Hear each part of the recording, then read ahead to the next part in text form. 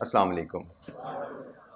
अच्छा जी, हमारी कल की डिस्कशन स्टार्ट हुई थी सीएमए कैप 3 के इंट्रोडक्शन के ऊपर और हमने कैप 3 का पेपर स्ट्रक्चर उस पे बात की थी और हमने कैप 3 की लर्निंग के लिए बेसिक्स नोट्स की रीडिंग पे एम्फसाइज किया था और मैंने आपको कहा था कि आपको हैबिट बनानी है इसकी मार्किंग स्कीम को रेगुलरली देखने की। 2017-18 जब से भी मार्किंग स्कीम अवेलेबल हैं आपके क्वेश्चन बैंक में चैप्टर के एंड पे हर क्वेश्चन के आगे उसकी मार्किंग स्कीम भी गिवन है और एग्जामिनर कमेंट्स भी गिवन है। मार्किंग स्कीम तक हमारी बात होगी थी, एग्जामिनर कमेंट्स को मैं थोड़ी सी आपकी तवज्जो दिला दूं। एग्जामिनर कमेंट्स हमें इस शेप में गिवन होते हैं, ये आपको देखने की आदत डालनी हर पेपर में। आपको हर क्वेश्चन का पास रेट बताया जाता है कि किस किस क्वेश्चन में बच्चों की परफॉर्मेंस कैसे रही है और ओवरऑल पेपर की परफॉर्मेंस क्या है। यहां से अब इसका फायदा क्या, पास परसेंटेज यहां से देख के आपको पता लग रहा है कि भाई ये क्वेश्चन में 100 में से एक बच्चा पासिंग मार्क्स ले पाया, ये क्वेश्चन में 100 में से 6 बच्चे पासिंग मार्क्स ले पाए। ये सही करने सही गलत की बात नहीं हो रही, ये पास करने की बात हो रही है। ये अगर 10 नंबर का सवाल था तो 100 में से सिर्फ एक बच्चा है जो 5 या ज्यादा ले पाया, ये 100 में से 6 बच्चे हैं जो 10 में से 5 या ज्यादा ले पाए एंड सो ऑन। हमें यहां से पता लगा कि भाई ये दो एरियाज बड़े चैलेंजिंग एरियाज रहे बच्चों के लिए। ये टॉपिक्स कौन से हैं इनको देख लेंगे, ये क्वेश्चन कौन से इनको हम खास तौर पर देखेंगे, क्योंकि एक चीज ज़हन में रखिए, कल मैंने शायद आपको बताया था जिस एरिया में एग्जामिनर को नजर आए बच्चे को प्रॉब्लम आई थी पिछली अटेम्प्ट में, वो एरिया वो कॉन्सेप्ट रिपीट होने का चांसेस होते हैं अगली अटेम्प्ट में। तो इन एरियाज पे क्वेश्चन अगली अटेम्प्ट में रिपीट होने के चांसेस रहते हैं। हमें पता लगा जनाब इस एरिया में इसमें बड़ी अच्छी परफॉर्मेंस है, इसका मतलब ये इजी टॉपिक है, इन पे हम एफर्ट्स करेंगे लेकिन इनकी प्रैक्टिस की एक्सटेंट हम मैनेज कर लेंगे। ये एरिया टफ है, ये टफ है, ये टफ है, ये थोड़ा टफ है, इन पे हमें मेहनत थोड़ी ज्यादा करनी पड़ेगी। तो मार्किंग एग्जामिनर कमेंट से हमें एरिया पे किस किस एरिया में प्रॉब्लम है बच्चों को पता लगा। फिर नीचे जाएं, क्या प्रॉब्लम है वो पता लगा। क्वेश्चन नंबर 5, खैर ये जरूरी नहीं थी क्वेश्चन 5 के कमेंट हो, तो यहां पे उसने बताया भाई क्वेश्चन नंबर 5 में बच्चों ने क्या क्या गलतियां कॉमनली की। तो इसको देखते हैं, इनको पढ़ते हैं तो हमें अंदाजा होता जाता है कि जनरली स्टूडेंट्स क्या क्या गलतियां करते हैं और हम स्टूडेंट्स की गलतियों को पढ़ के उनसे सीख सकते हैं और खुद उन गलतियों से बच सकते हैं। तो ये बहुत जरूरी है प्रोफेशनल लेवल एग्जामिनेशन में कि आप तैयारी को इस अंदाज में लेकर चलो। सिर्फ किताबें पढ़ते रहना, सवाल पे सवाल करते रहना काफ़ी नहीं है।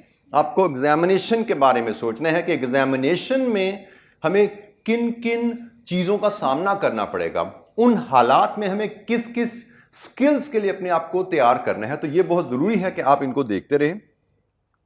और एक बहुत ही अहम चीज़, प्रैक्टिसिंग क्वेश्चन, पास पेपर क्वेश्चन प्रैक्टिस करना, ये एक बहुत बड़ी बेटा वीकनेस होती है हमारे स्टूडेंट्स की। पहली बात, हमारा स्टूडेंट रिवीजन और प्रैक्टिस को डिफरेंशिएट नहीं करता। मैंने आपको कल शायद तवज्जो दिलाई थी, रिवीजन और प्रैक्टिस दो अलग चीजें हैं। रिवीजन मीन नोट्स पढ़ना, रीडिंग, दैट इज रिवीजन, और प्रैक्टिस मीन सवाल करना, पास पेपर क्वेश्चन करना। रिवीजन का मकसद है जो कॉन्सेप्ट सीखे हैं हमने उनको दोबारा पढ़ के जहन नशीन करना, ये रिवीजन है। तमाम कॉन्सेप्ट को जहन नशीन करना रिवीजन है, और प्रैक्टिस है उन कॉन्सेप्ट को एग्जाम लेवल क्वेश्चन पे अप्लाई करना, दिस इज प्रैक्टिस। हमारे बच्चे कुछ सिर्फ प्रैक्टिस को ही रिवीजन समझते हैं, वो गलत बात है, क्योंकि प्रैक्टिस में सिलेक्टेड कॉन्सेप्ट टेस्ट हुए हुए हैं, वही सिर्फ रिवाइज हो पाते हैं, कंप्लीट रिवीजन नहीं हो पाती। तो पहली बात, रिवीजन प्रैक्टिस अलहदा चलेगी, पैरेलल चलेगी, रिवीजन प्रैक्टिस, इस तरह हमारी तैयारी होती है। सिर्फ एक दफा लेक्चर सुन लिया उसके बाद प्रैक्टिस प्रैक्टिस प्रैक्टिस करते रहे तो ये हमारे लिए काफी नहीं है। लेक्चर सुना, रीड करो, प्रैक्टिस करो, रीड करो, प्रैक्टिस करो, ये साइकिल ऐसे ही चलता रहेगा एग्जाम तक। 3-4 दफा चलेगा तो आपका टॉपिक प्रिपेयर होता है। चैलेंज आता है प्रैक्टिसिंग क्वेश्चन के ऊपर, कि भाई हमें पास पेपर क्वेश्चंस प्रैक्टिस किस तरह करने चाहिए। जनरल प्रैक्टिस हमारे बच्चों की, जनरल हैबिट जो हमारे बच्चों की रहती है कि हम सवाल पढ़ते हैं और नॉर्मली एग्जाम लेवल क्वेश्चन को हमें पहली दफा पढ़ के समझ नहीं आता। ये एक नॉर्मल, थोड़ा बहुत जितना आप वक्त गुजार के आए आपको पता है कि एग्जाम लेवल क्वेश्चन टफ होता है, पहली दफा पढ़ के समझ नहीं आता। हम में ज्यादातर बच्चे इसका रिजल्ट क्या निकालते हैं, इसका हल क्या निकालते हैं कि भाई सोल्यूशन देख लो, सवाल पढ़ा समझ नहीं आया, सोल्यूशन देख लिया, तो सोल्यूशन से हमें पता लग जाता है किन स्टेप्स को फॉलो करते हुए सवाल हल हुआ है। उन स्टेप्स को फिर हम रजिस्टर पे छाप के सवाल करके खुश हो जाते हैं कि भाई ये सवाल हमने एक पास पेपर हो गया, 2 हो गए, 4 हो गए, 10 हो गए, 5 साल के पेपर कर लिए हमने इस तरह। लेकिन इस प्रोसेस में हम बहुत अहम चीज जो स्किप कर जाते हैं कि भाई हमें पास पेपर प्रैक्टिस करने का मकसद क्या है, क्या वो मकसद हम हासिल कर पा रहे हैं। तो मुझे कोई बताएगा बच्चा कि हमारे पास पेपर प्रैक्टिस क्वेश्चन करते हुए हमारे टारगेट क्या होने चाहिए, हम क्या सीखना चाह रहे हैं, target for pass paper practice. जी कोई बताएगा पास पेपर प्रैक्टिस का टारगेट हमारा क्या होना चाहिए। Time management. चलें अभी मुझे बताते जाते हैं, जैसे जैसे मैं लिखता जाता हूं। Target for pass paper practice, तो एक आपके साथी ने कहा जी टाइम मैनेजमेंट, यस एक ये भी चीज जरूरी है। D time management.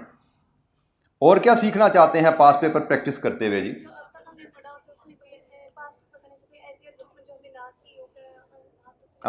हमने कोई रीडिंग में, किताब में, लेक्चर में कोई ऐसी एडजस्टमेंट जो ना पड़ी हो, कोई न्यू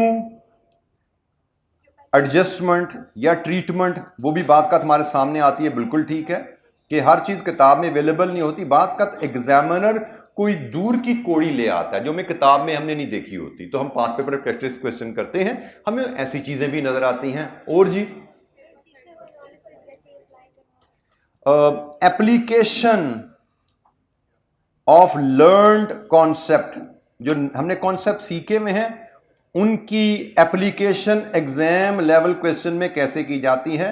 अभी हमने पढ़ाई शुरू नहीं की, अभी हम सिर्फ अपनी ग्राउंड लेवल सेट कर रहे हैं कि पढ़ाई करनी है तो उसका तरीका क्या होना चाहिए। ठीक है जी, एप्लीकेशन ऑफ लर्न्ड कॉन्सेप्ट्स। और जी पास पेपर प्रैक्टिस क्वेश्चन करते हुए और क्या हम करना चाहते हैं,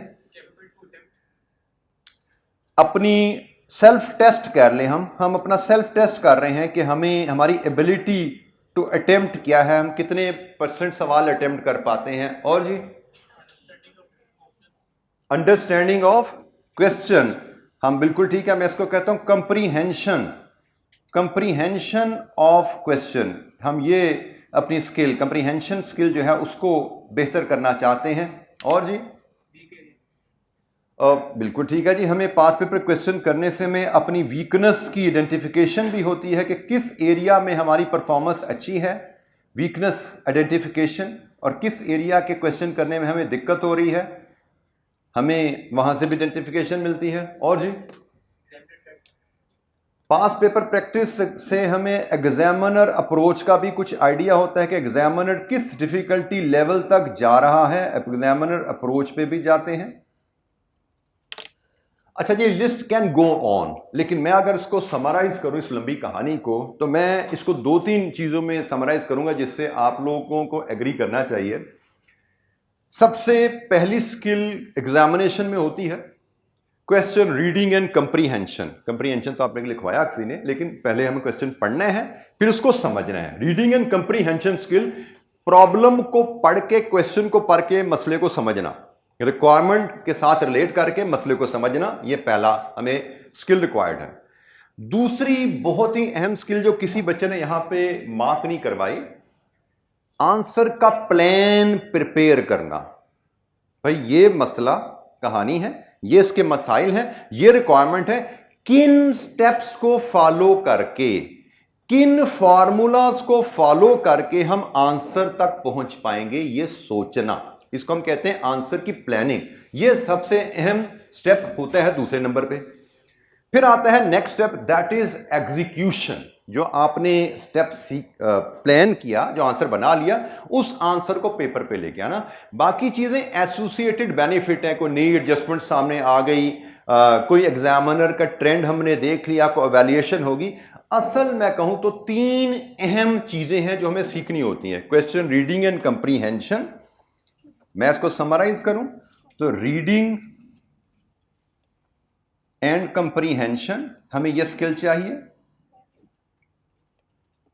दूसरी हमें प्लानिंग स्किल चाहिए, और तीसरी हमें execution of plan, execution of plan, इसको मैं मजीद कर देता हूं with time management. Time management के साथ प्लान को एग्जीक्यूट करना हमें ये सीखना है। बाकी जो चीज़ें आपने लिस्ट लिखवाई वो भी काम की हैं, लेकिन वो एसोसिएटेड बेनिफिट हैं, उनको मैं कहता हूँ रिलेटिवली लेसर बेनिफिट्स। मेजर ये 3 स्किल्स हैं जो हमें हासिल करनी है। लेकिन हम मेजॉरिटी ऑफ द स्टूडेंट जिस अंदाज से प्रैक्टिस करते हैं, क्या हम इन स्किल्स को हासिल कर पाते हैं? तो भाई पहली मैंने चीज़ बताई, हम प्रैक्टिस कैसे करते हैं। सवाल पढ़ा, सवाल हमें समझ नहीं आया तो हमने जवाब देख लिया। हमने सवाल पढ़ा, हमें समझ नहीं आया, हमने ये नहीं सोचा कि यह हमारी कमजोरी है। हमें क्वेश्चन की रीडिंग और समझने की ताकत को बढ़ाना है। हमने इस कमजोरी का हल क्या निकाला, बजाय इसके कि हम दोबारा पढ़ते, मजीद जहन पे बोझ डालते समझने के लिए, हमने आंसर से इसको समझने की कोशिश की। हमने इस स्किल को शार्प करने की कोशिश नहीं की। प्लानिंग, जब हमने आंसर देख लिया तो हमें आंसर से पता लग गया ये सवाल किन स्टेप्स की मदद से, किन फार्मूलाज की मदद से हल होना है। इसका मतलब जो सोचने का काम था वो भी सारा हो गया बायपास। अब हमने सवाल पढ़ना भी नहीं सीखा, हमने सवाल के मसले का हल सोचना भी नहीं सीखा कि किस प्रोसेस से हम आंसर का प्लान बनाते हैं, किन किन मराहिल से गुजर के हमें आंसर का प्लान बनाना है। हमने तो आंसर ही देख लिया, आंसर का हमने पक्का पकाया प्लान वहां से उठा लिया कि स्टेप नंबर 1 2 3 ये 3 स्टेप करते हैं तो सवाल हल होता है। हम फिर आगे इस पे, अब हमने जब स्टेप देख लिए हैं उन स्टेप को कॉपी पेस्ट कर दिया, एग्जीक्यूशन। अब यहां पे कौन सी टाइम मैनेजमेंट रहेगी हमारी भाई? हमने कौन सी टाइम मैनेजमेंट तो है कि भाई हमने गिवन टाइम में ये भी करना है, गिवन टाइम में ये भी करना है, और गिवन टाइम में उस प्लान को पेपर पे भी लाना है। तो टाइम मैनेजमेंट बीच में कहां से आ गई? जब हमने पढ़ने पे टाइम नहीं लगाया, हमने सोचने पे टाइम नहीं लगाया, हमने तो एक पक्की पकाई खीर को पेज पे छाप दिया, तो उससे हमारी इन किसी भी स्किल पे कोई काम नहीं हुआ।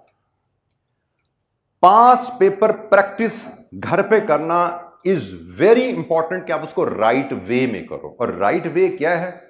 वो जनाब ये तरीका है प्रैक्टिस करने का। आप घर पे जब भी पास पेपर प्रैक्टिस करेंगे, क्वेश्चन करेंगे, आपको समझनी है कि क्वेश्चन को हमें बार बार पढ़ना पड़ेगा।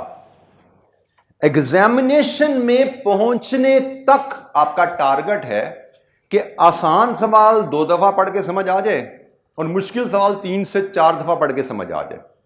बल्कि मैं इसको कहता हूं आसान सवाल 2 दफा पढ़ के समझ आ जाए, मुश्किल सवाल 3 दफा पढ़ के समझ आ जाए, और मुश्किल तरीन सवाल 4 दफा पढ़ के समझ आ जाए। एग्जाम में तीनों तरह के सवाल मिलते हैं आपको। मे बी 9 में से 3 सवाल मिलेंगे जो 2 दफा में पढ़ के समझ आ जाएंगे, 3 सवाल या 4 सवाल मिलेंगे जो आपको 3 दफा पढ़ने पड़ेंगे, समझ नहीं आएगा, दूसरी बार पढ़ के भी समझ नहीं आएगा, और कोई 1 या 2 सवाल ऐसा होगा जो आपको चौथी दफा भी पढ़ना पड़ेगा, फिर कहीं जाके समझ आता है। तो ये चीज समझो, इस चीज को प्रैक्टिस करो घर से। और ये मैं एग्जाम की बात कर रहा हूं, आपको एक चीज और समझनी है। अभी हम पहला चैप्टर शुरू करेंगे, दूसरा चैप्टर पढ़ेंगे। जब हम पहला चैप्टर 1 दफा पढ़ते हैं, 2 दफा पढ़ते हैं, तो हम एग्जाम लेवल पे प्रिपेयर एकदम नहीं हो जाते। एग्जाम तक जाते जाते आपने उस चैप्टर को 3-4 दफा रिवाइज करना है, उसका टेस्ट देना है, असेसमेंट देनी है, मॉक देने, फिर एग्जाम में जाके बैठना है। ये चीज़ ध्यान में रखना। तो विद एवरी रिवीजन आपकी तैयारी बेहतर से बेहतर होती जाती है। तो पहली दफा जब मैं चैप्टर पढ़ रहा हूं, हो सकता है मुझे आसान सवाल भी 3 या 4 दफा पढ़ना पड़े, घबराना नहीं है।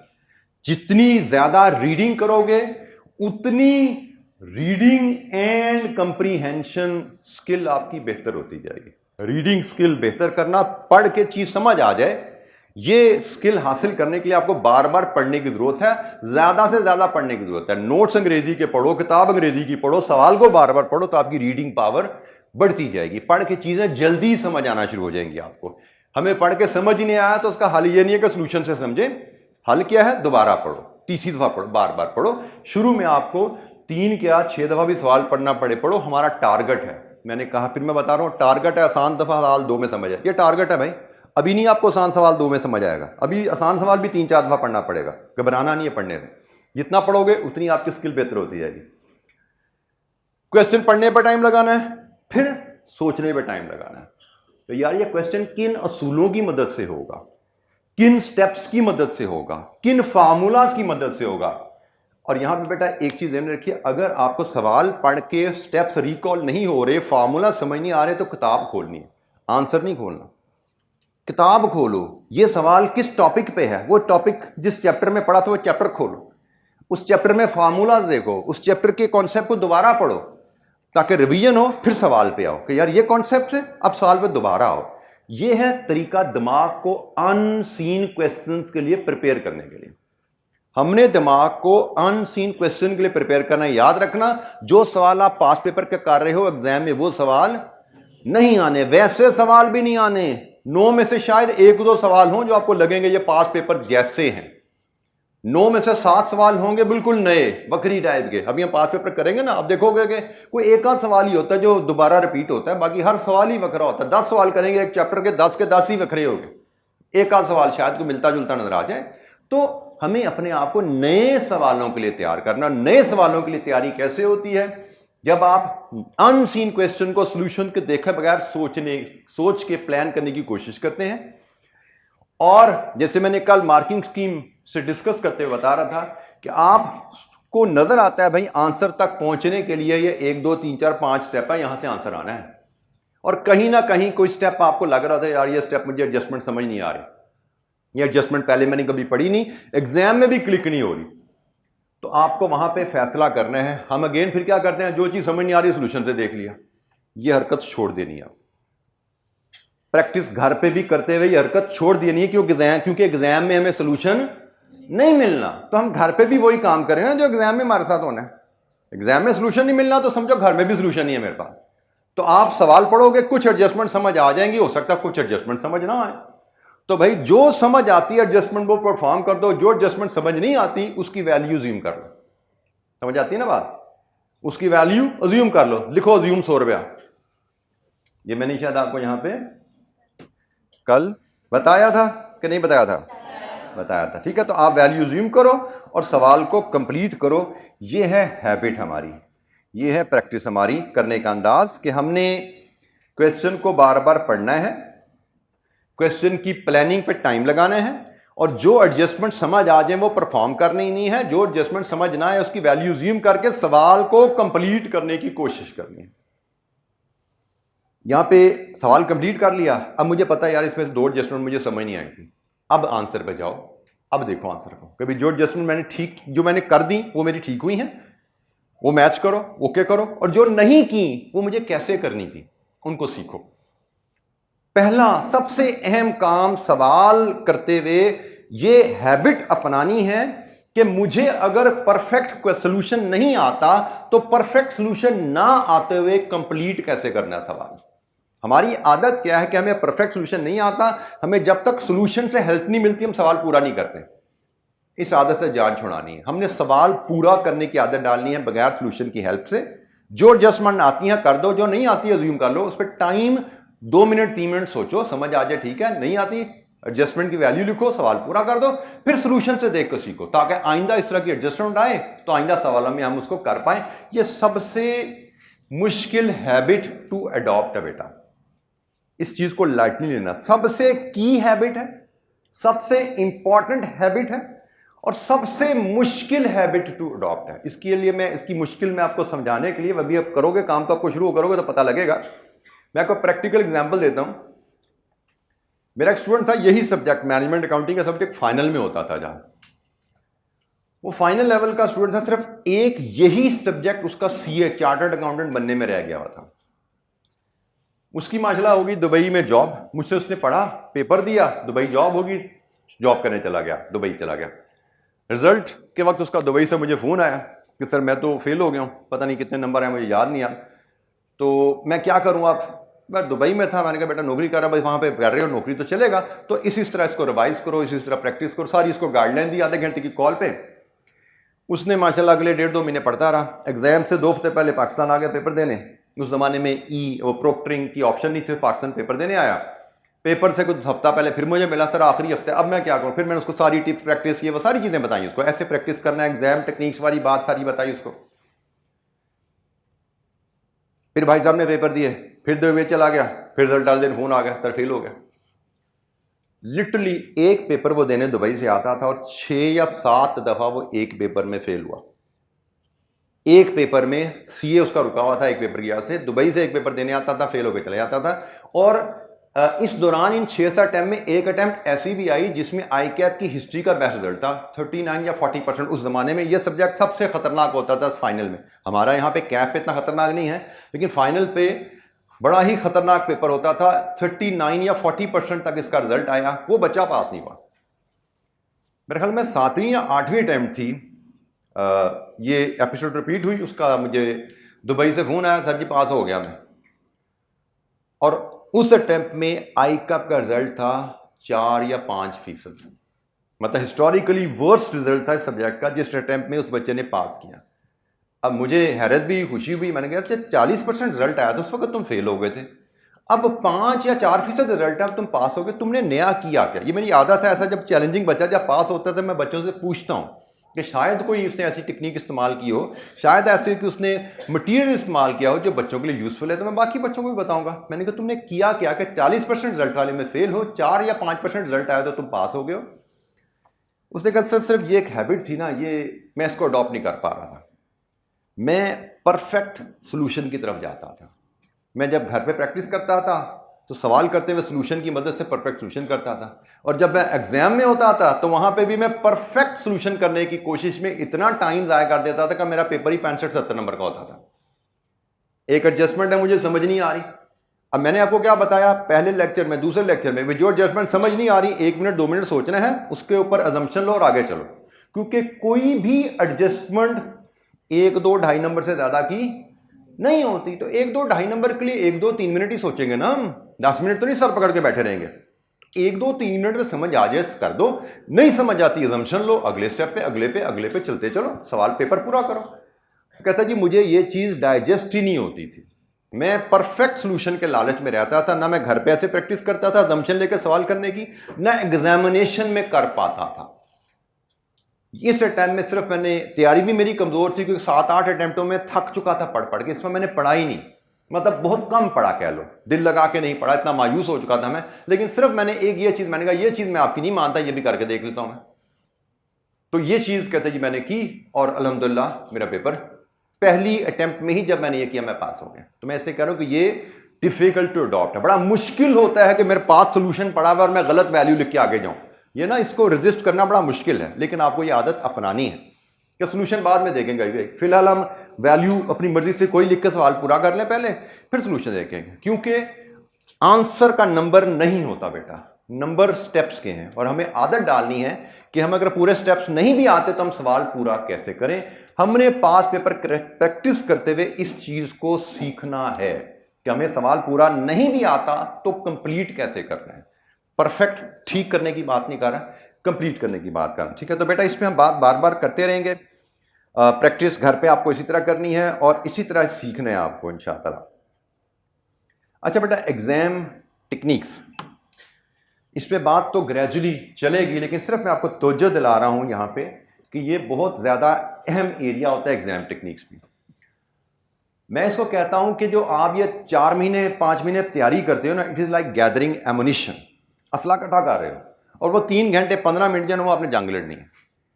और अब हमें पता है, हमें बचपन से किस्से कहानियां पढ़ते हुए हम बड़े हुए हैं, और हमें पता है अगर असला बहुत ज़्यादा भी अगर हमारे पास है, अगर जज्बा नहीं है, स्ट्रेटजी नहीं है हमारे पास, तो जंग जीतना पॉसिबल नहीं होता। हमने, आप लोगों में ने भी एक्सपीरियंस किया होगा, नहीं किया तो भी देखोगे जल्दी। मैं तो जारी बात 20-25 साल हो गए पढ़ाते हुए, और जब पढ़ते थे तब से देखते आ रहे हैं, ये कॉमन कमेंट है।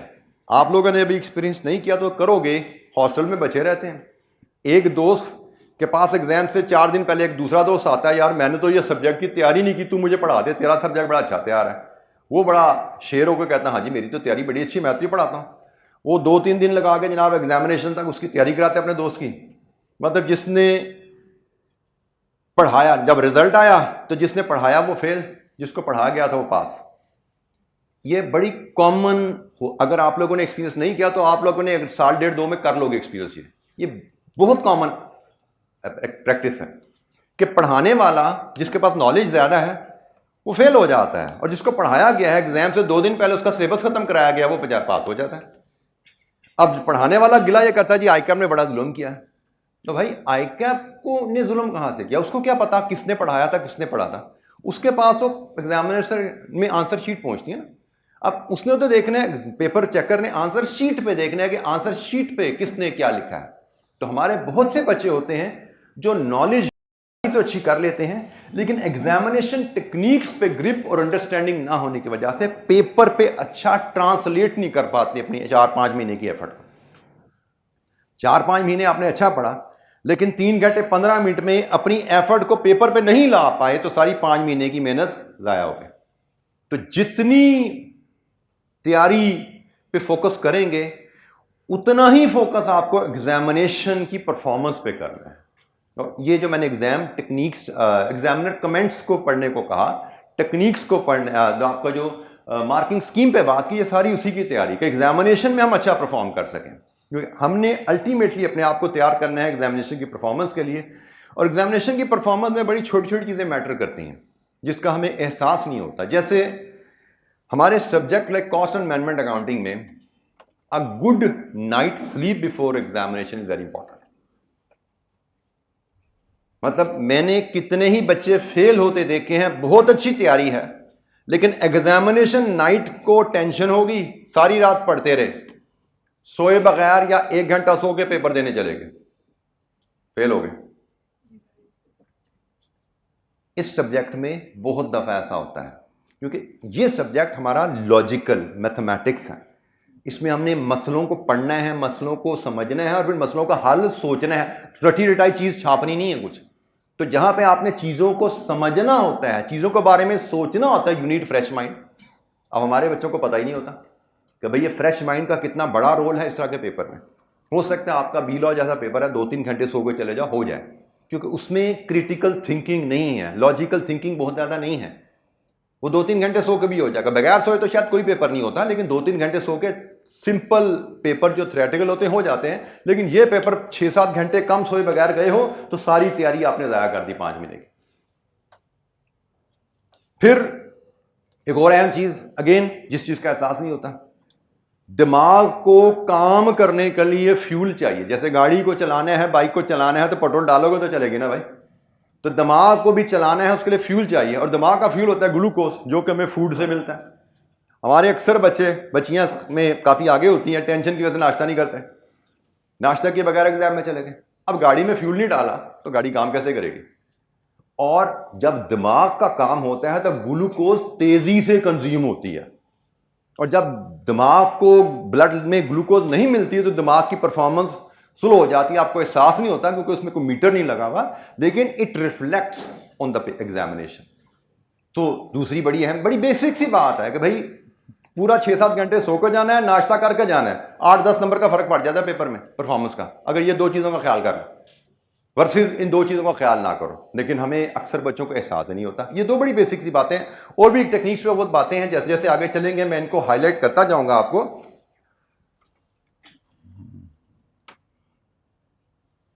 अच्छा, एक और बेसिक टेक्निक होती है एग्जामिनेशन में, मुख्तलिफ लोगों की, मुख्तलिफ टीचर्स मुख्तलिफ सजेशन देते हैं। मैंने आपको बताया कि एग्जामिनेशन में आसान सवाल भी होते हैं, मुश्किल सवाल भी होते हैं। I suggest you should always start from easiest and shortest question in the examination, and you should leave the longest and toughest question for the last, या at least second last। हमेशा छोटे और आसान सवाल से शुरू करें, मुश्किल सवाल को, लेंथी सवाल को एंड के लिए, आखिरी घंटे के लिए रखें।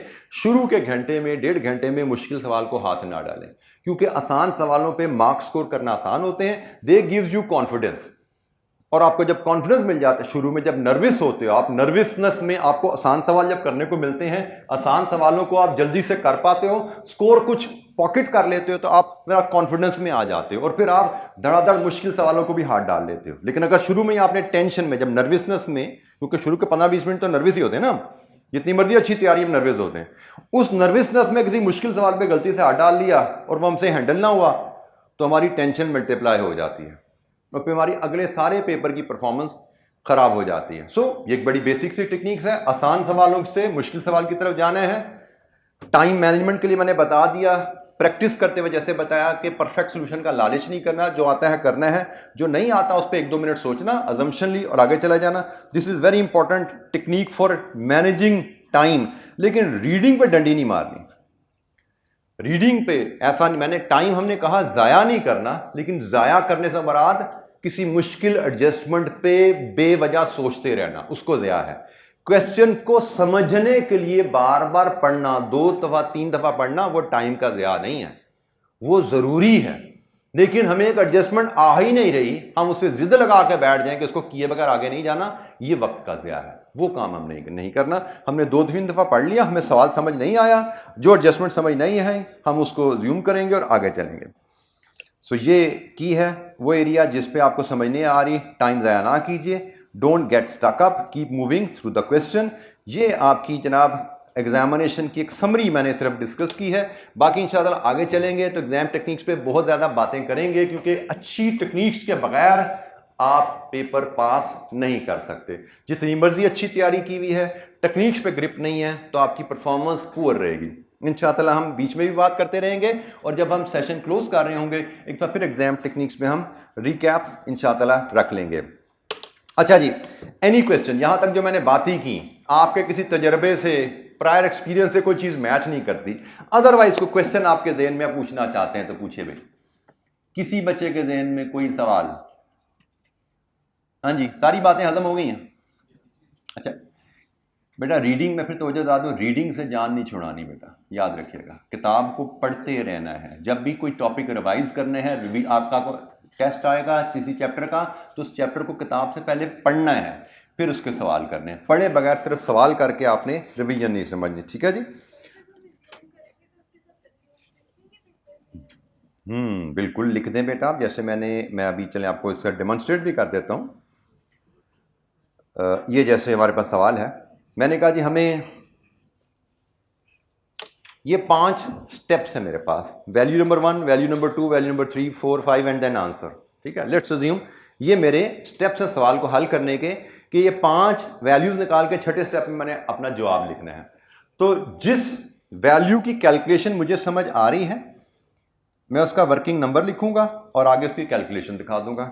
इस वैल्यू की कैलकुलेशन मुझे समझ आ रही है, वर्किंग नंबर लिखूंगा, आगे कैलकुलेशन दिखा दूंगा।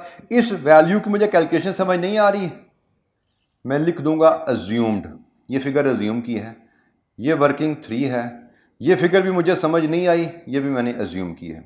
बिल्कुल आप लिखिए, बताइए एग्जामिनर को कि भाई मुझे ये 2 नंबर आप आसानी से काट लीजिए, आपकी ज़िंदगी मैंने आसान कर दी है, ये मुझे नंबर काटिए, लेकिन बाकी नंबर मुझे दीजिए। ये नंबर्स की मैंने वर्किंग की है, ये अगर वर्किंग ठीक है तो मुझे इनका नंबर दीजिए, ये वर्किंग मुझे समझ नहीं आई, इन स्टेप्स को मैंने बाईपास किया और सवाल कंप्लीट कर दिया। इसका नतीजा क्या होगा? आपके सिर्फ ये 2 नंबर कटेंगे, बाकी सारे नंबर आपको मिलते जाएंगे, जो जो वर्किंग आपकी ठीक होगी। जी, एनी अदर क्वेश्चन?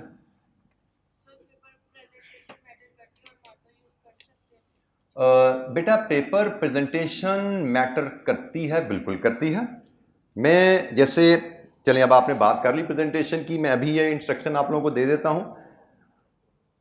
आप लोगों को हमारी काफ़ी ज़्यादा वर्किंग सवालों की ऐसे आएगी जिसमें हमें टेबुलर वर्किंग करनी होती है, तो you should all carry ruler in the class. आपको आदत होनी चाहिए जब भी टेबुलर वर्किंग आए, स्केल से लाइन ड्रॉ करके, रूलर से लाइन ड्रॉ करके फिर टेबल बना के काम कीजिए। अक्सर बच्चे हाथ से लाइनें खींच रहे होते हैं, दैट इज़ बैड हैबिट। कुछ बच्चे लाइन्स के बगैर लिख रहे होते हैं, that is also bad habit. Presentation के नंबर नहीं है भाई, ये मैं बता दूं, लेकिन प्रेजेंटेशन अगर आपकी अच्छी है तो एग्जामिनर की जिंदगी आसान होती है। जो मार्कर है ना, जो पेपर आपका चेक कर रहा है, उसको आपकी वर्किंग आसानी से समझ आती है, और जब उसको आपकी वर्किंग आसानी से समझ आएगी तो वो यकीनन कहीं ना कहीं ऐसा मौका आता है कि एग्जामिनर के पास कि वो आपको 4 नंबर दे या 5 दे, उसके बाद कोई ना ऑप्शन आती है। तो जहां पे वो आपकी वर्किंग से मुतमईन रहा है, वो आपको जहां पे फ्लेक्सिबिलिटी आएगी वो 1 नंबर आपको दे जाएगा।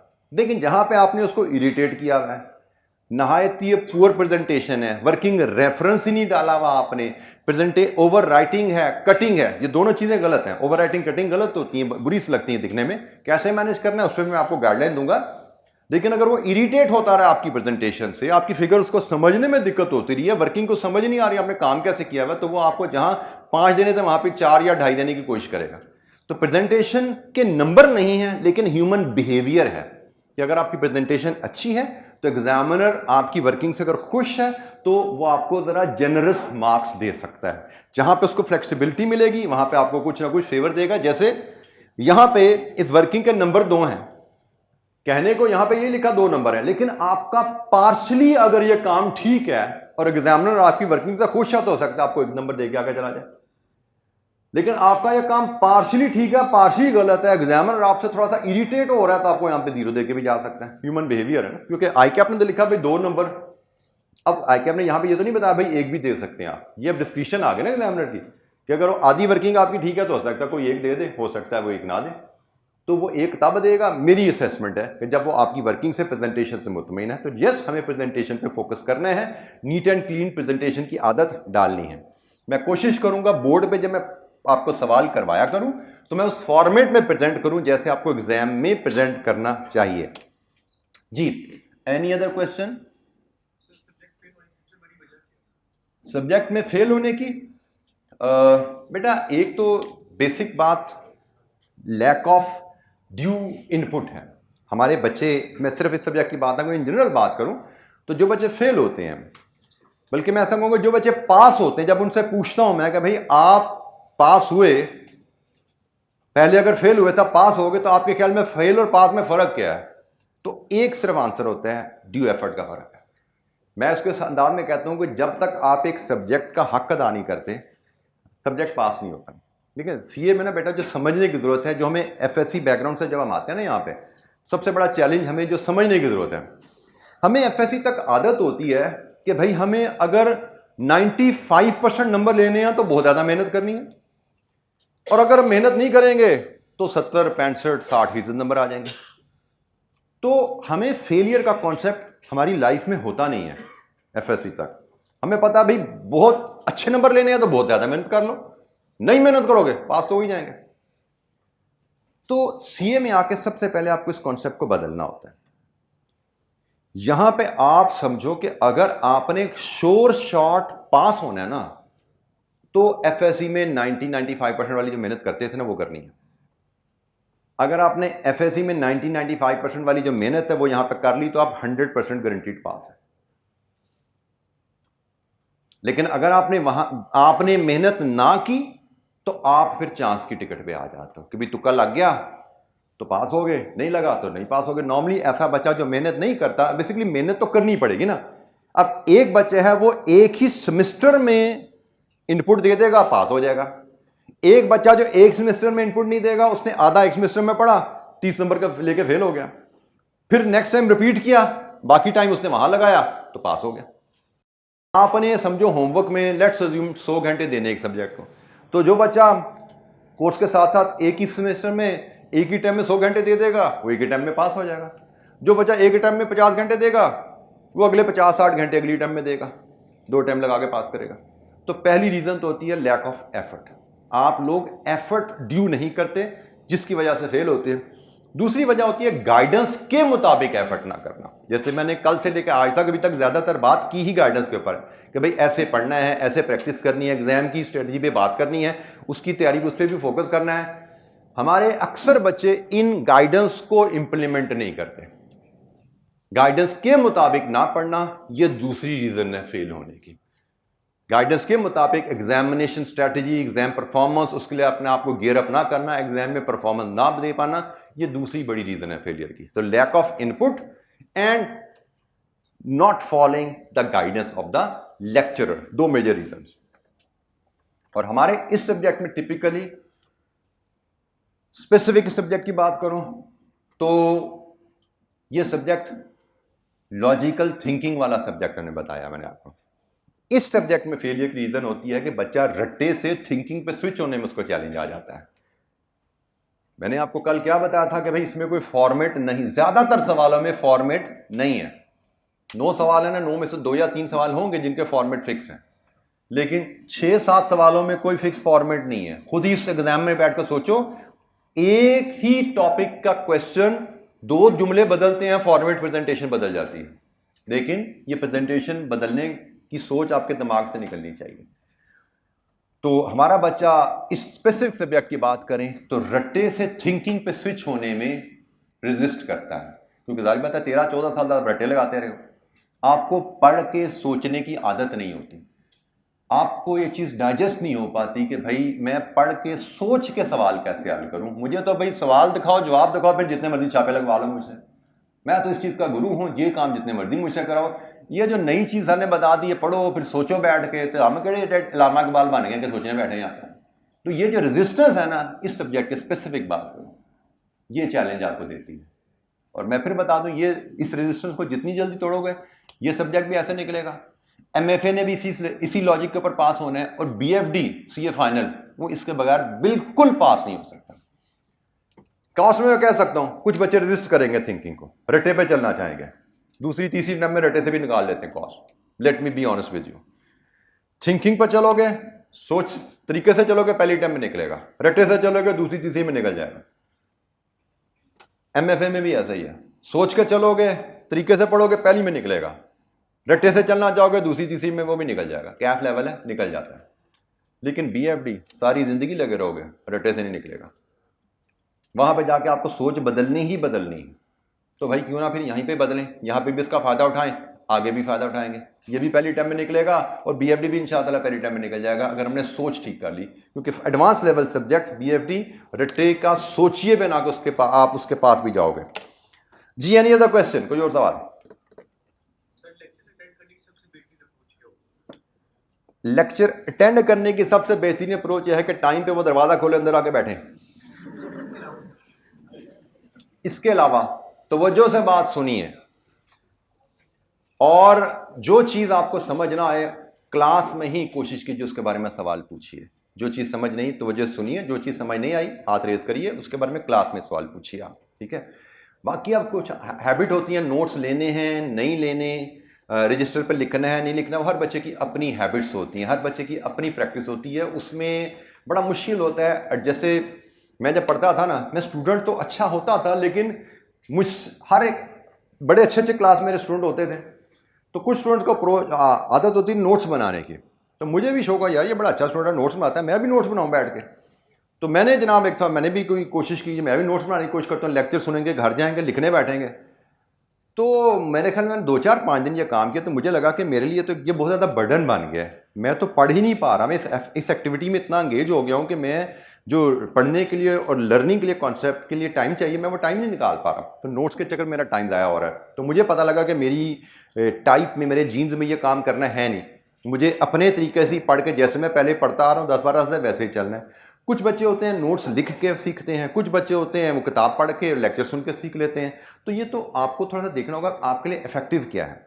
जैसे मुझे लगता है कि मैं ये जो नोट्स, मेरी किताब है ये मेरे एक तरह के नोट्स ही हैं, तो मुझे लगता है कि आप अगर लेक्चर लिख रहे हो तो किताब आपके पास हो, साथ साथ किताब पे नज़र डाल रहे हो, आपको लगे कि मैंने ऐसी बात की जो किताब में आपको नज़र नहीं आई, तो वहाँ पे एक फटाफट एक जुमला साथ ऐड कर लें। मकसद क्या है कि आप जब दोबारा रिवीजन करने बैठो तो ये किताब खोलो, इसमें सारी चीज़ें अवेलेबल हो, एक ही जगह कंसोलिडेट आपको सब कुछ मिल जाए, बजाय से कुछ किताब में लिखा हुआ है कुछ रजिस्टर में लिखा हुआ है। तो शायद मैं ऐसा करना चाहूँ। सवाल की जहाँ तक बात है, नोट्स करने, यस दैट हेल्प्स। आप क्लास में जो बोर्ड पे सवाल होते हैं उनको रजिस्टर पर डालते हो, तो उससे आपको आइडिया, ये एक मेमोरी रहती है कि मैंने ये सवाल क्लास में किए हैं। अगर आपने अपने रजिस्टर पे सवाल कॉपी नहीं किए हुए, तो चांसेस यही है कि आज से 10 दिन बाद जब करने बैठोगे, सवाल खोलोगे, तो आपको लगेगा पता नहीं ये तो हमने शायद किए हैं कि नहीं किए क्लास में, ये तो हमने शायद नहीं किए।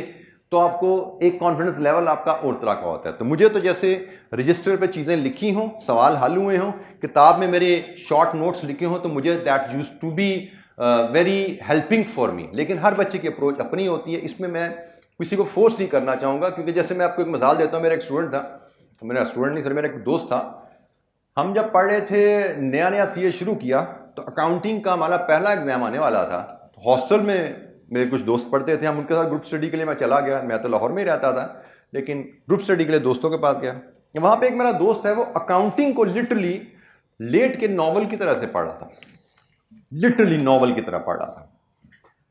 अब हम सारे दोस्त हैरान के, यार ये अकाउंटिंग, हम तो सवाल कर करके थके हैं, किताब पढ़ो सवाल करो, जैसे हम कर करके थके, ये नॉवल की तरह किताब पढ़। हमने कहा ले भैया, तो पक्का फेल है, इसको तो पता ही नहीं अकाउंटिंग पढ़ते कैसे हैं, ये नया नया मेडिकल से पता नहीं एफएससी करके आ गया है, तो अब यह पता नहीं जो भी करके आया, इसको नहीं पता क्या अकाउंटिंग कैसे। अकाउंटिंग तो हमें आती है, हमने जनाब कर करके प्रैक्टिस करके तैयारी की, पेपर दिए, पेपर भी अच्छे हो गए, रिजल्ट आया, ही वाज द टॉपर।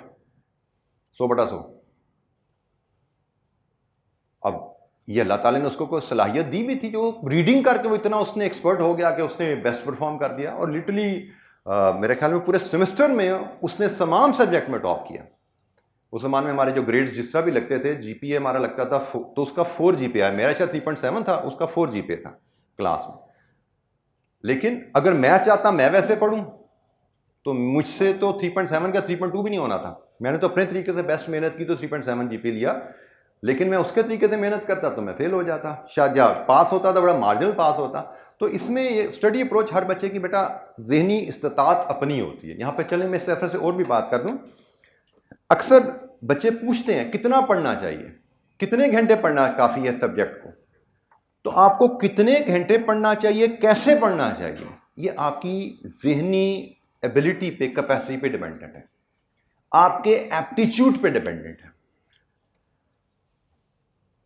एक है जहानत अल्लाह ताला ने दी हुई है, किसी बच्चे का जहन अच्छा चलता है, किसी का कम चलता है। एक इन जनरल बात करूं तो एक सब्जेक्ट एक बच्चा 2 घंटे में तैयार करता है, दूसरा बच्चा वही सब्जेक्ट 1 घंटे में भी तैयार कर सकता है। तो मैं कहूं इस बच्चे को भाई 2 घंटे पढ़ना जरूरी है, तो इसके साथ ज्यादती है।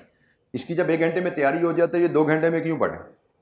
और मैं इसको कहूं, ये अगर कहे कि भाई इसकी 1 घंटे में तैयारी होगी तो मैं भी 1 घंटे पढ़ूं, तो ये अपने साथ जुल्म करेगा, क्योंकि इसकी तैयारी 2 घंटे में ही होनी है। तो हर बच्चे की कैपेसिटी फर्क होती है। दूसरी बात एप्टीट्यूड, रुझान, जहनी रुझान हर एक का फर्क होता है। जैसे मैं अपने एक दोस्त की मिसाल देता हूं, मैं और मेरा दोस्त हम इकट्ठे पढ़ते थे।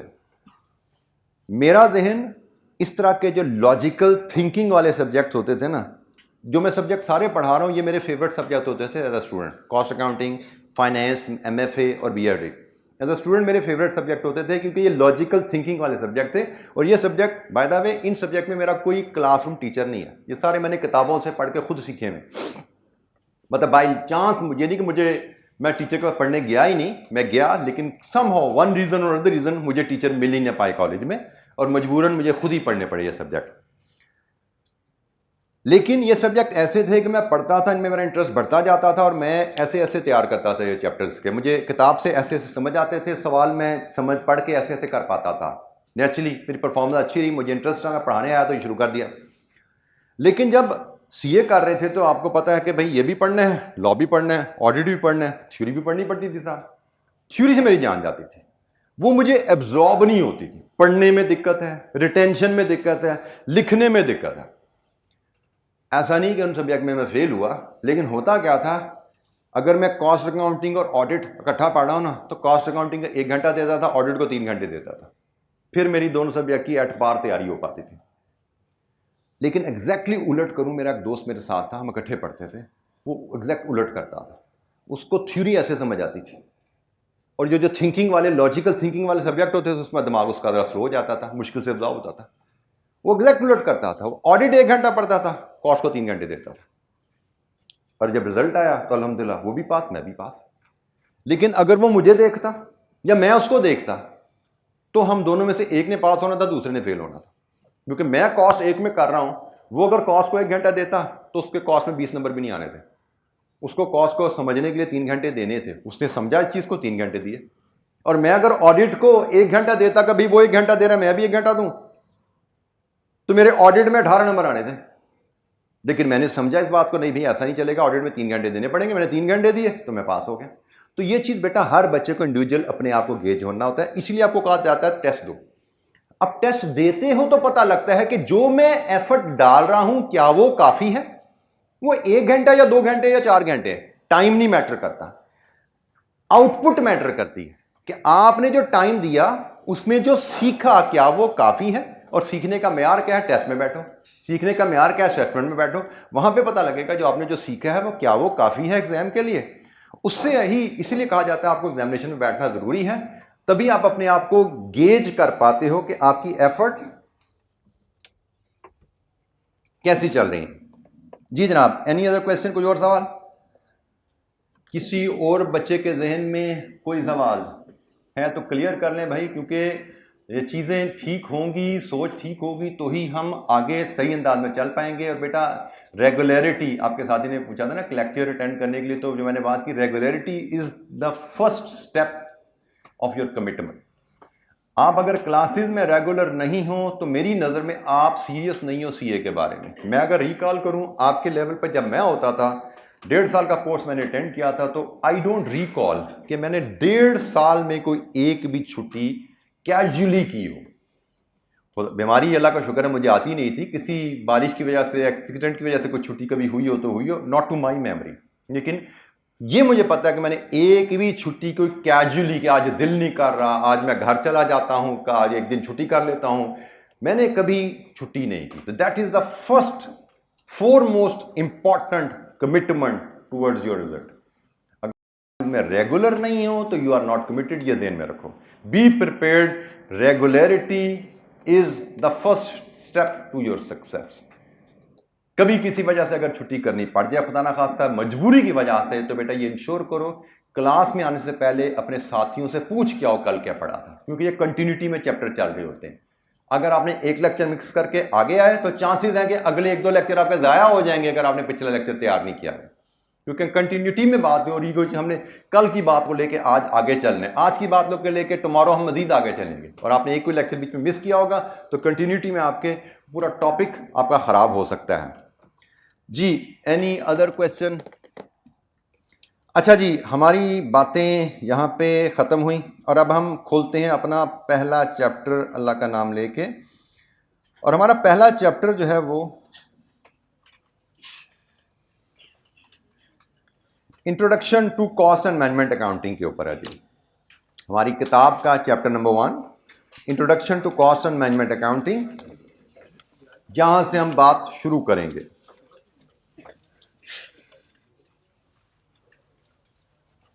अच्छा, इस चैप्टर की अगर मैं बात करूं एग्जामिनेशन पॉइंट ऑफ व्यू से, तो एग्जाम पॉइंट ऑफ व्यू से ये चैप्टर इंपॉर्टेंट नहीं है, लेकिन ये चैप्टर में जो हम बातें करेंगे आप समझो वो कॉस्ट एंड मैनेजमेंट अकाउंटिंग के अल्फाबेट्स।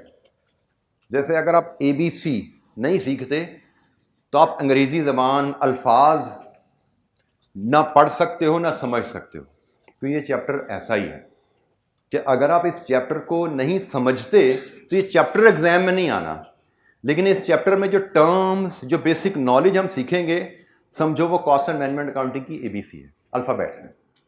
तो इसलिए इस चैप्टर की अहमियत सब तमाम चैप्टर्स के मुकाबले में ज़्यादा है, क्योंकि ये आपकी फाउंडेशन है पूरी कॉस्ट एंड मैनेजमेंट अकाउंटिंग की। इसमें जो टर्म्स डिस्कस होंगी, जो डेफिनेशन डिस्कस होंगी, ये हमारी कॉस्ट एंड मैनेजमेंट अकाउंटिंग की फाउंडेशन है। इन पे जितनी हमारी अच्छी ग्रिप होगी उतनी हमें आगे कॉस्ट अकाउंटिंग की लैंग्वेज आसानी से समझ आएगी, उतने आगे टॉपिक्स हमें समझने में आसानी रहेगी इंशाअल्लाह। ठीक है, ये टॉपिक अदरवाइज ये चैप्टर है आसान ही, कोई मुश्किल चैप्टर नहीं जैसे मैं कहूं, लेकिन बहुत अहम है, इसलिए थोड़ा सा मैंने इस पे आपको एम्फेसिस दिया।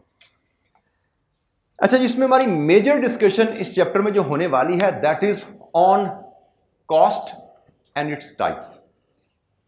कि हम कॉस्ट अकाउंटिंग ही पढ़ने जा रहे हैं, तो कॉस्ट अकाउंटिंग के रेफरेंस से कॉस्ट क्या है और कॉस्ट की टाइप्स क्या है। फिर हम आएंगे कॉस्ट अकाउंटिंग में हमने किस टाइप की कॉस्ट से डील करना है। तो कॉस्ट क्या है, टाइप्स ऑफ कॉस्ट क्या है, और अल्टीमेटली ये डिस्कशन हमें लेके जाएगी कॉस्ट अकाउंटिंग में किस टाइप की कॉस्ट से हम डील करते हैं। अल्टीमेटली हमने वहां पर जाना है। तो जनाब सबसे पहले हम बात करते हैं कॉस्ट की। कॉस्ट क्या है? कॉस्ट खर्चा, सीधी सी बात, आसान ज़बान में बात करें, in a business cost expresses the amount of money that is spent on buying और producing or creating a good or service. Buying और प्रोड्यूसिंग की टर्म गुड्स के लिए यूज हो रही है, क्रिएटिंग की टर्म सर्विस के लिए यूज हो रही है। ठीक है, तो आप बिजनेस में कोई भी अमाउंट खर्च करते हो किसी चीज को खरीदने के लिए, किसी चीज को बनाने के लिए, या किसी सर्विस को क्रिएट करने के लिए, दैट इज कॉस्ट।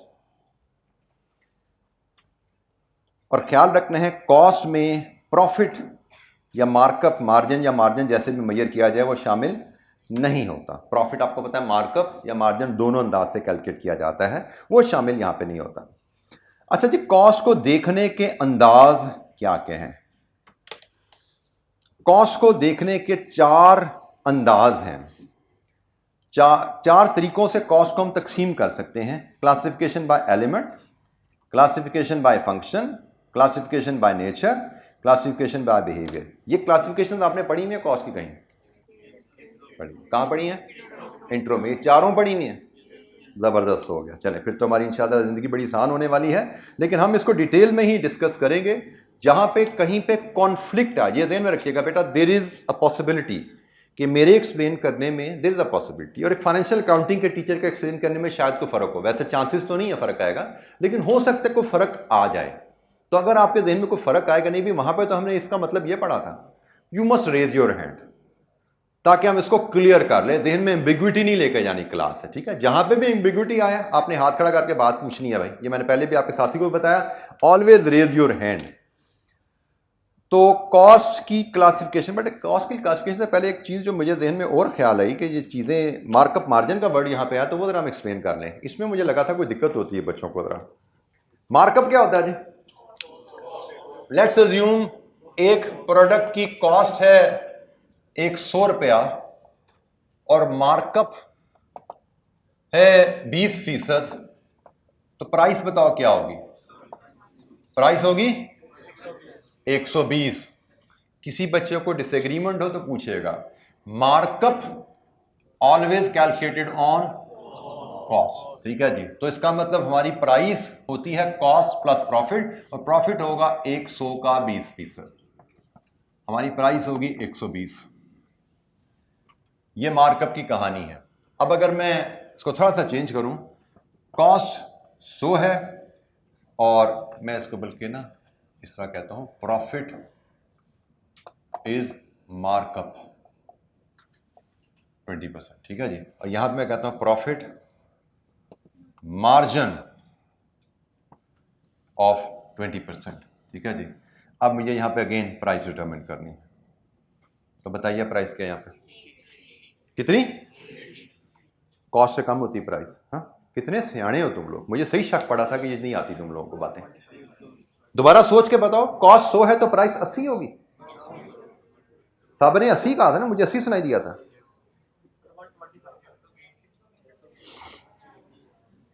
तो इसीलिए कहा जाता है पहले सोचो फिर बोलो। दिमाग हमेशा हाजिर रखना है। मैंने कहा कॉस्ट 100 है और कंपनी प्रॉफिट कमा रही है। जब कंपनी प्रॉफिट कमा रही है तो प्राइस कॉस्ट से ज्यादा होनी चाहिए। तो 80 जबान से निकालते हुए जबान लड़खड़ा जानी चाहिए, ठीक है? जबान रुक जानी चाहिए, पथरा जानी चाहिए। आपको पता होना चाहिए मुझे जो भी बात करनी है, जो भी वैल्यू बतानी है, वो 100 से हायर बोलनी है। 100 से कम कोई वैल्यू मैं बोल नहीं सकता यहां पे। तो भाई हायर बोलनी है। अब हायर वैल्यू आनी कैसे है? यहां पे अब बेसिक सा कॉन्सेप्ट होता है भाई कि परसेंटेज जिस बेस वैल्यू पे अप्लाई की जाती है, हमेशा उस बेस वैल्यू को 100 समझा जाता है। जब परसेंटेज कॉस्ट की थी तो कॉस्ट 100 था, उसका 20% प्रॉफिट आ गया। और जब बेस प्राइस पे अप्लाई होनी है तो हमारी प्राइस 100 है, प्रॉफिट 20 है। इसका मतलब कॉस्ट हमारी 80% मेरी कॉस्ट है, 20% मेरा मुनाफा है, 100% मेरी प्राइस ये बन रही। ये हमारी इक्वेशन बनेगी मार्जिन के केस में। मार्कअप के केस में मेरी इक्वेशन थी 100% प्लस 20% इज इक्वल टू 120%। ये मार्कअप की इक्वेशन मेरी बन रही थी, और मार्जिन के केस में मेरी इक्वेशन ये बन रही है। अब यहां पे मुझसे प्राइस मांगी गई है। अब यहां पे प्राइस मेरी है x, कॉस्ट मेरी है 100, और ये 20% ऑफ x है। सॉल्व कर लीजिए इसको x के लिए। 20% का मतलब 0.2, 20% का मतलब 0.2, x is equal to 100 plus 0.2x। Solve कीजिए, 0.8x इज इक्वल टू 100, तो x क्या बना यहां से? हमारा x यहां से बनेगा 100 ओवर 0.8, 125। सो मार्कअप और मार्जिन की कहानी, इसमें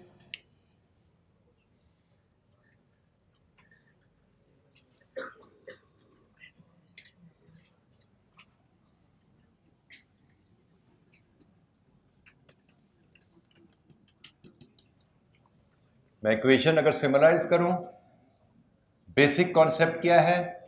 परसेंटेज जिस वैल्यू पे अप्लाइड होगी हमेशा उसको सो अज्यूम करना है, ये बेसिक कॉन्सेप्ट है। परसेंटेज जिस वैल्यू पे अप्लाई होनी है उस वैल्यू को हमेशा सो रखना है। परसेंटेज जिस वैल्यू पे अप्लाई होनी है उस वैल्यू को हमेशा सो रखना है। दोबारा देखो, अगर आपकी एक प्रोडक्ट की कॉस्ट 150 है, प्रॉफिट आपका 25% मार्कअप है, प्राइस क्या आएगी?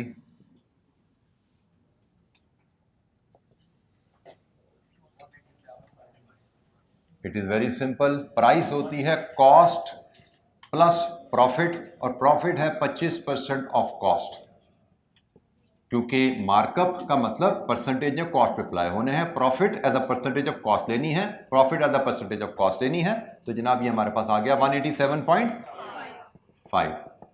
इसी तरह कॉस्ट अगर 175 है, प्रॉफिट हमारा से 25% मार्जिन है। इसका मैं एफिशिएंट वे आपको अगर सिखा दूं, जरा देखिएगा जरा, अगर मेरा मार्जिन 25% है, इसका मतलब मेरी प्राइस 100 है, प्राइस मेरी 100 है। और अगर मेरी प्राइस 100 है तो मेरी कॉस्ट कितनी है? 75। ठीक है जी, क्लियर हो गया? 75 मेरी कॉस्ट है, 25 मेरा प्रॉफिट है और 100 मेरी प्राइस है। अब मेरे पास कॉस्ट गिवन है और मुझे प्राइस चाहिए। इसका एक क्विक वे है, ये तो फार्मूला से मैंने इक्वेशन से सिखाया ना, ये तो है ही है, लेकिन क्विक वे क्या है? जो वैल्यू गिवन है वो पकड़ो, divided with base of this value. इस वैल्यू की बेस क्या है? इस वैल्यू की बेस 75 है, प्राइस की बेस 100 है, कॉस्ट की बेस 75 है। तो value divided with base into required base of required value, value divided with its base into base of required value. Required value की बेस 100 है, तो क्या बनी प्राइस? 234। ठीक है जी। तो यहां पे फार्मूला आप याद रख लीजिए, किसी भी एक वैल्यू को बेस के साथ एडजस्ट करने का तरीका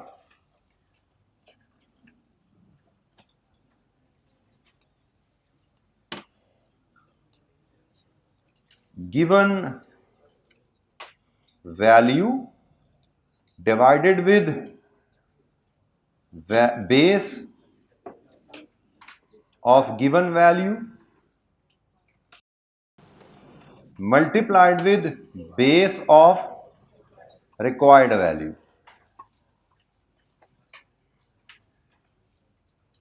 ये एक बेसिक कॉन्सेप्ट है किसी भी वैल्यू को बेस के लिए एडजस्ट करने के लिए। अब मैं अगर आपसे एक सवाल पूछूं, प्राइस एक प्रोडक्ट की 170 है, प्रॉफिट इसका 20% मार्कअप है, तो कॉस्ट बताओ क्या है इसकी? सबसे पहले आपको इस केस में क्या करना है? बेस का फैसला करना है। जब प्रॉफिट मार्कअप में है तो कॉस्ट की बेस 100 है और प्राइस की बेस 120, ऐसा ही है। प्रॉफिट जब मार्कअप में है इसका मतलब प्रॉफिट कॉस्ट पे कैलकुलेट हो रहा है, और परसेंटेज जिस वैल्यू पे लगती है उसकी बेस हमेशा 100 ली जाती है। कॉस्ट की बेस 100 है, प्रॉफिट 20 है, प्राइस 120 है। अब ये फॉर्मूला लगाओ, given value divided with its base multiplied with base of the required value. तो यहां से मुझे कॉस्ट मिलेगी कितनी भाई? 141.6। इसी तरह अगर मुझे प्राइस गिवन है 200, मुझे प्रॉफिट गिवन है 25% मार्जिन, और मुझे कहा गया है कॉस्ट निकालो क्या है। अगेन सबसे पहले बेस डिसाइड करो। मार्जिन का मतलब प्राइस की बेस 100 है, प्रॉफिट 25 है, तो कॉस्ट 75 है। लीजिए जी, फिर वही फार्मूला आ गया, given value divided with its base multiplied with required base. 150। तो यहां पे हमने दो चीजें सीख ली, एक मार्कअप मार्जिन का कॉन्सेप्ट और एक किसी वैल्यू को उसकी बेस के साथ एडजस्ट करना। ये बड़ी बेसिक कैलकुलेशन है। हमारा पूरा कॉस्ट एंड मैनेजमेंट अकाउंटिंग में लॉजिकल और बेसिक मैथ्स बहुत अहम है। पेपर में तकरीबन 8 से 10 नंबर इस बेसिक मैथमेटिक्स और परसेंटेजेस से डील करने के ऊपर डिपेंड कर रहे होंगे कि आपकी कितनी ग्रिप एंड बेसिक परसेंटेजेस और मैथमेटिक्स के ऊपर। ये सारा पीएम में पढ़ के आए हैं, लेकिन हम साथ साथ जहां जहां हमारे सामने कोई टर्म आती जाएगी मैं कोशिश करूंगा आपको रिवाइज करवाता जाऊं, क्योंकि इन पे ग्रिप के बगैर कॉस्ट और मैनेजमेंट अकाउंटिंग आपके काबू में नहीं आएगी, परफॉर्मेंस आपकी अच्छी नहीं होगी। तो ये जैसे मार्कअप मार्जिन का जिक्र आया, मैंने आगे चलने से पहले इस चीज को मार्कअप मार्जिन क्लियर कर दिया और परसेंटेजेस के साथ से हम बेसिस वैल्यूज को कैसे एडजस्ट करते हैं उस पर थोड़ी बात कर ली। Any question?